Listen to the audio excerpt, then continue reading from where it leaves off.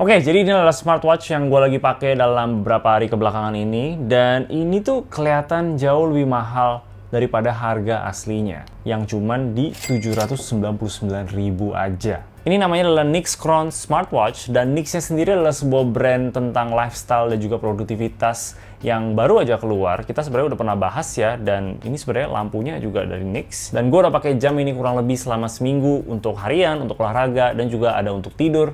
Jadi coba kita bahas plus minusnya gimana. Mulai dari desainnya yang sebenarnya nggak terlalu asing sih menurut gua. Ini sebenarnya pertama kali gua pakai smartwatch yang Android, bisa dibilang ya yang bukan Apple, tapi ini juga bisa connect ke Apple kok kalau kalian mau. Dan kalau nggak salah ini desainnya antara mirip atau sama persis sama yang tipe Huawei yang namanya GT4. Diameternya ini di 47 mm, lug to lugnya itu di 55 mm, lug width-nya itu di 22 mm, dan ketebalannya itu di 13 mm. Jadi ini termasuk jam yang cukup besar sebenarnya, tapi kalau gede artinya juga kita dapat layar yang lebih besar juga. Baterainya juga pastinya lebih besar. Strapnya ini dari rubber yang menurut gua paling sempurna ya untuk sebuah smartwatch, karena kebanyakan kita bakal pakai untuk olahraga, untuk dipakai harian, dan juga pas olahraga gua nggak pernah ngerasain kayak gatel-gatel gitu loh. Jadi ya gue nggak ada komplain untuk strapnya. Dan karena ini strapnya sangat tradisional ya, jadi kalau kalian punya strap lain yang 22 mm juga, ya udah jelas ini bisa masuk.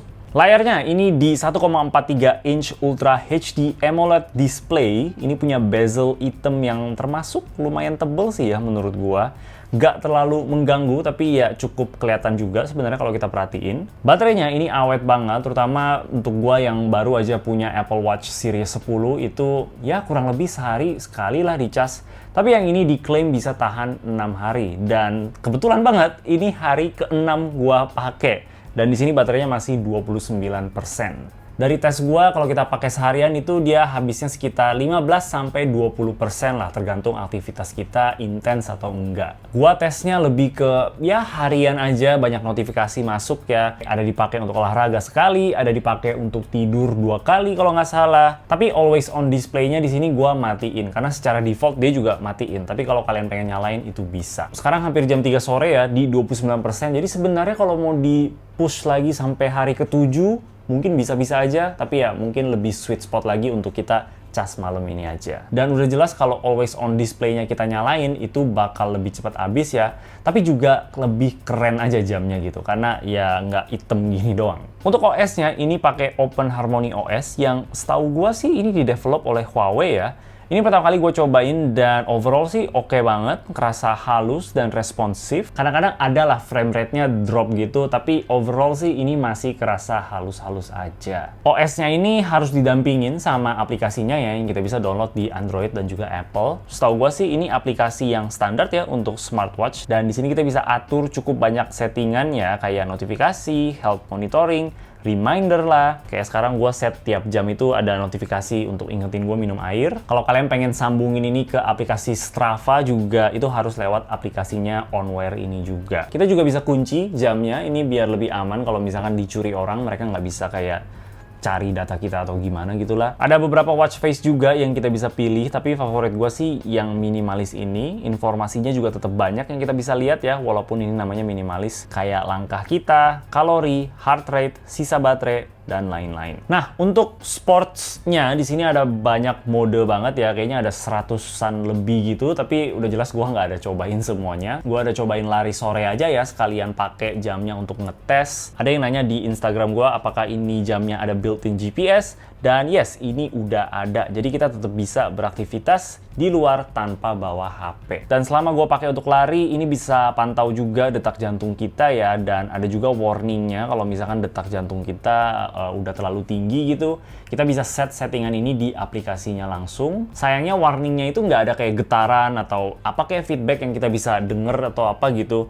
Dia cuma muncul aja di tulisan, jadi kita harus lihat untuk kita tahu. Jadi ya walaupun dia bisa kasih peringatan gitu, tapi peringatannya kita nggak bakal kerasa apa-apa. Kita harus selalu cek jamnya selama berapa menit pas kita lari supaya nggak kelewatan batasannya. Kalau kalian lebih ke water sport gitu ya, ini bisa tahan sampai 50 meter di dalam air, jadi itu artinya lebih ke untuk berenang aja. Kalau gua nggak salah sih di dunia jam itu 10-30 meter itu artinya cuman bisa untuk cuci tangan aja ya, jangan dipakai untuk berenang.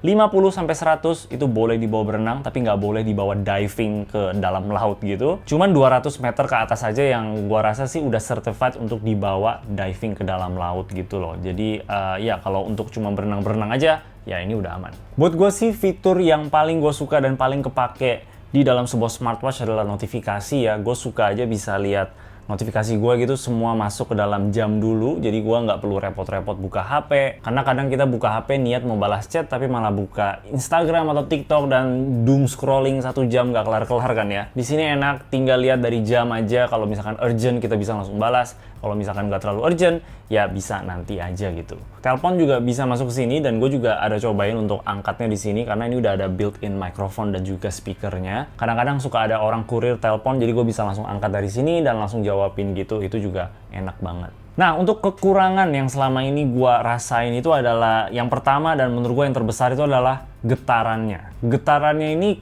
lemah banget, hampir nggak kerasa sama sekali. Bahkan itu udah di settingan yang strong. Beneran nih, kadang gue sampai nggak kerasa sama sekali. Apalagi kalau gue lagi jalan gitu loh. Jadi gue nggak terlalu fokus sama tangan gue. Dia geter, gue nggak kerasa. Kalau misalkan gue cuma kayak lagi duduk doang di komputer, dia geter, oke lah kerasa gitu. Karena ya gue nggak terlalu fokus-fokus banget. Tapi kalau misalkan kita lagi aktivitas gitu kan, lagi lari, lagi apalah. Kalau dia geter, gue yakin pasti nggak kerasa. Yang kedua, walaupun ini bisa dikunci jamnya ya, jadi lebih aman kalau misalkan dicuri orang, mereka nggak bakal bisa buka, tapi dia bakal selalu minta kita unlock dulu sebelum pakai. Jadi kalau kita udah buka sekarang, kita unlock, kita turunin tangan, kita angkat lagi, dia bakal suruh minta password lagi. Dan itu agak sedikit menyebalkan aja. Kalau di Apple Watch yang gue punya, dia bakal minta password kita sekali aja, dan selama kita pakai, dia nggak bakal minta password lagi. Sampai kita lepas, baru dia bakal minta lagi. Jadi ujung-ujungnya gue matiin aja fitur kuncinya ini. Tapi ya selain itu jujur aja gue nggak terlalu ada komplain apa-apa lagi ya. Apalagi kalau kita ingat harganya itu cuma di 799.000. Dengan harga segini kita dapetin jam yang mantep banget. Udah bakal penuhin semua kebutuhan kita dalam sebuah smartwatch ya. Menurut gue balik lagi yang terpenting adalah notifikasi untuk tracking kita punya olahraga. Mungkin sesekali reminder gitu, kayak reminder untuk minum atau reminder untuk berdiri, jangan duduk terus kan ya. Banyak juga orang yang suka tracking mereka punya tidur, itu seperti apa, ini juga udah bisa. Pokoknya semua yang berhubungan dengan kesehatan, ini udah cukup banget untuk kebutuhan mungkin 99%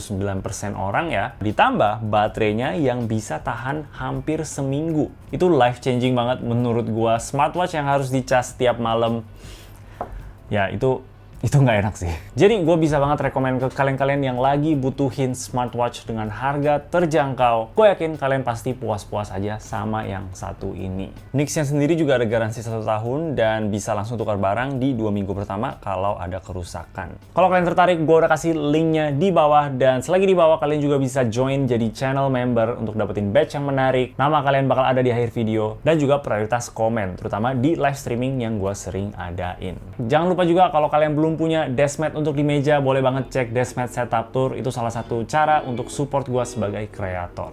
Oke, itu aja dari gue. Kalau kalian suka sama video ini, boleh kasih like dan juga subscribe. Thank you udah nonton. Bye.